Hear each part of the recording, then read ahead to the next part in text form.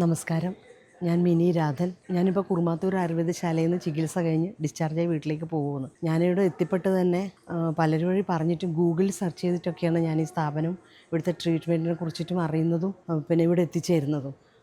കഠിനമായ ഈ ഷോൾഡർ വേദന കാരണമാണ് ഞാനിവിടെ എത്തിയത്. മേലാസകല വേദനയായിരുന്നു. ഷോൾഡർ വേദന തുടങ്ങി ഞാൻ നാടകത്തിന് പുറമെ കുറച്ച് തയ്യൽ ജോലിയും കൂടി വീട്ടിൽ നിന്ന് ചെയ്യുന്നതായിരുന്നു.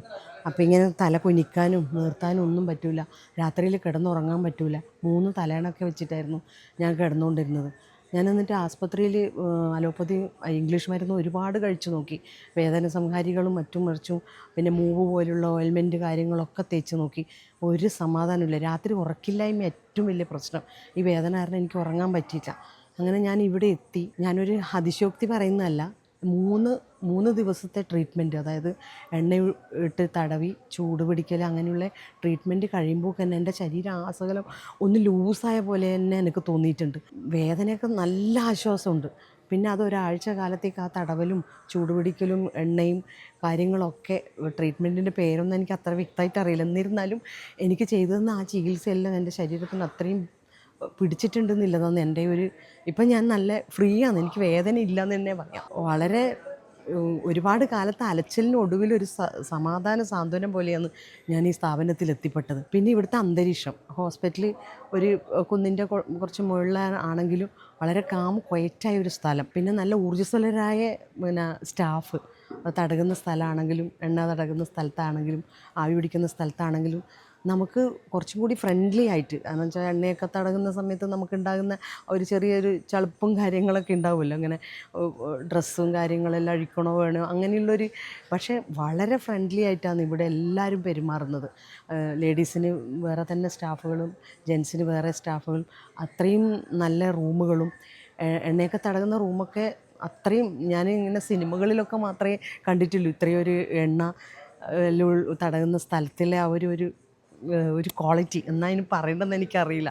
അത്രയും നല്ലൊരു ഹോസ്പിറ്റൽ. ഇവിടെ നഴ്സിംഗ് ഹോം, ഫുഡിൻ്റെ കാര്യത്തിലായാലും ഇവിടുത്തെ ക്ലീനിങ് സ്റ്റാഫായാലും മറ്റുള്ള ആൾക്കാരായാലും ഇത്രയും നല്ലൊരു രീതിയിൽ നമ്മളിരുന്നിപ്പോൾ 2 ആഴ്ചത്തെ ചികിത്സ കഴിഞ്ഞ് ഞാനിപ്പോൾ പോകുന്നു.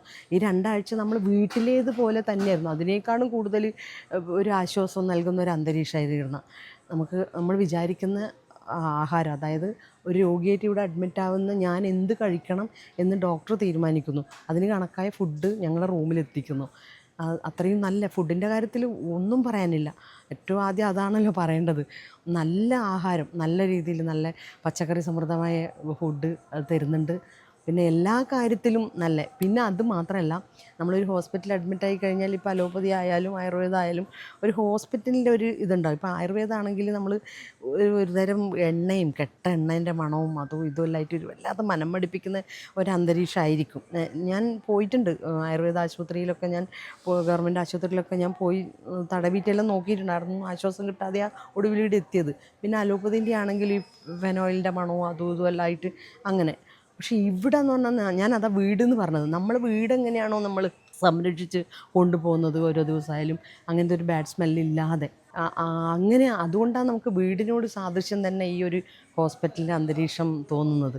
വളരെ മികച്ച ഒരു അഭിപ്രായമാണ് എനിക്ക് ഇതിനോട് പറയാനുള്ളത്.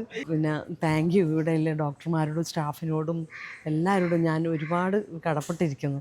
ഇനിയും ഇതുള്ള വേദനയും കാര്യങ്ങളൊക്കെ ഉള്ളവരോട് എനിക്ക് പറയാനുള്ളതും ഈ ഒരു ഹോസ്പിറ്റലിൽ എനിക്ക് മുന്നിൽ പറയാനുള്ളത്. Thank you. Kurumathur Arya Vaidya Sala and nursing home, Taliparamba, Kannur.